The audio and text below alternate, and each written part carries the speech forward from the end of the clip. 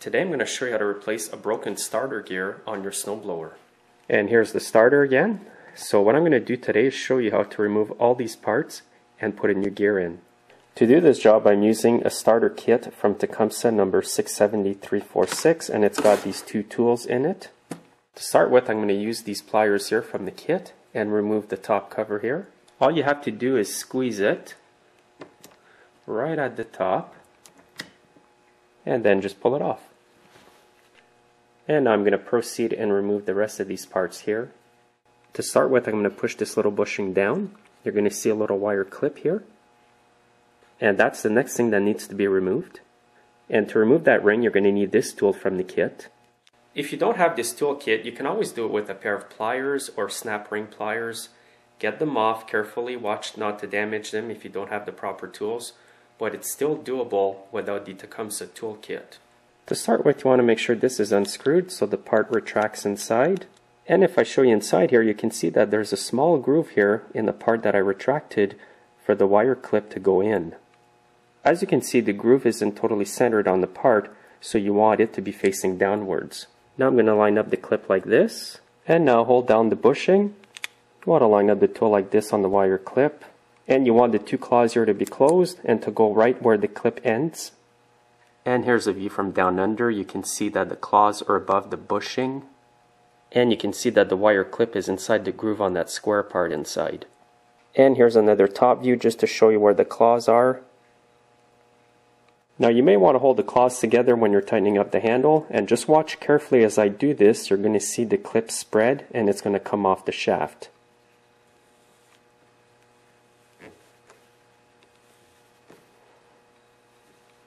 You only want to spread it enough so you can get it off the shaft. Just loosen the handle and retrieve it. And now all these parts are going to come right off. And now you can just simply lift the gear out.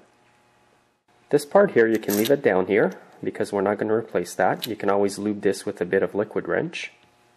And I'm going to reinstall a brand new gear. It's part number 33432 from Tecumseh. To start with, I'm going to spray the shaft with some liquid wrench. Make sure that this part here moves up and down. That's really important. If it's jammed, you want to make sure it's unjammed. And by the way, this is a 16-tooth gear. If you count them all, there's going to be 16 of them. Now I'm just going to insert the gear. And you want to make sure that the gear goes up and down like this when you turn it, and that it's nice and smooth. Next, install the spring back on. Next, you want to insert the bushing like this. And we have to reinstall the clip around the groove here. So the way I'm going to do that is bring this down, hold it, insert the clip right on the groove like this.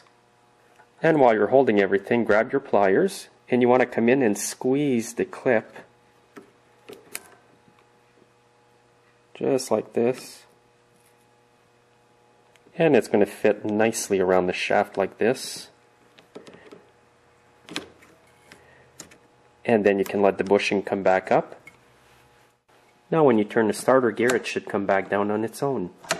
Now the last thing to install will be the plastic cover that goes on top. And that's very simple to do. Just simply put it on and push it down till you hear it snap. And after you've put the cover on, make sure that the gear still goes down when you bring it up. And that's perfect. And now that the gear is back on, I'm ready to reinstall it on the snowblower. And before I start the job, I'm going to put some blue Loctite on the two bolts that hold the starter on, just so we don't get a repeat of the broken starter gear. In the previous video, I showed that the gear broke because the starter had come loose on the snowblower, and the owner must have kept using it with the starter being loose because it ended up damaging all the teeth on the gear. When it comes to reinstalling the starter, what you want to do is line up the two notches here on the starter to the shoulder bolts here on the snowblower engine. So I'll just grab the starter and make sure the fuel line's not in the way, insert it into the hole here on the shroud. And now I'm going to line up the two grooves to the shoulder bolts as I mentioned earlier. Once I've got the starter lined up to the shoulder bolts, I'm just going to push it up a bit and it's going to go right in. And now it's in there perfectly. Now you got to keep holding it there because you don't want it to fall back down. Now you need to line up the holes here on the starter to the holes on the engine. And now I'm going to insert the bolts. And you're going to need a number T27 torque screwdriver to start them in. I'm just going to hand tighten them with a torque screwdriver, then I'm going to finish them off with a 3/8 wrench. Now I'm going to reach down and just finish tightening them up. You don't want to go too crazy because you don't want to strip the threads.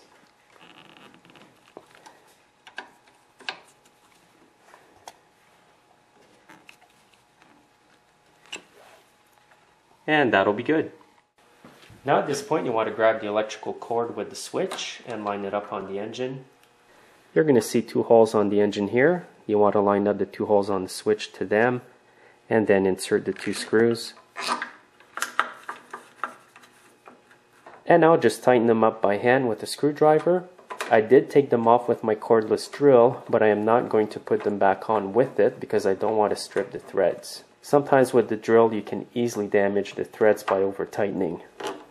And now for the moment of truth, I'm going to plug it in and hopefully it's going to work. And if you're going to start a snowblower in your garage, always open the doors to keep the exhaust out.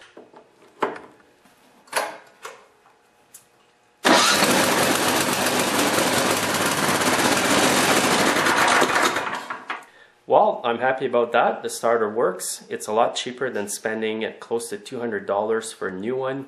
And as you saw in the video, the gear is replaceable. You do not have to buy a whole new starter if you get this problem. So thanks for watching. Make sure to subscribe if you want to save yourself a lot of money, and we'll see you in my next video.